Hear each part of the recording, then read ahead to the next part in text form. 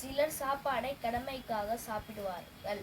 சிலர் ருசியான சாப்பாடை கூட அதிகமாக சாப்பிட்டு சீக்கிரமாக விழுங்கி விடுவார்கள். சிலர் மற்றவர்கள் நம்முடைய சாப்பாடை பறித்து கொள்வார்கள் என்ற பயத்திலேயே அதிகமாக சாப்பிட்டு விடுவார்கள்.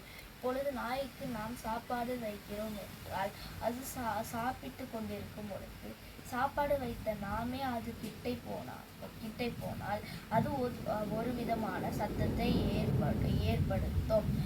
நாம் பேசிக்கொண்டே சாப்பிடும் பொழுது நமக்கு நாம் என்ன சாப்பிடுகிறோம் என்பது தெரியாது. நாம் நிறைய சாப்பிட்டு விடுவோம்.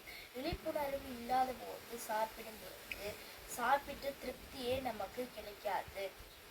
நாம் சாப்பாடை மெதுவாக மென்று சாப்பிட்டால்தான் அது சக்தியை கொடுக்கும்.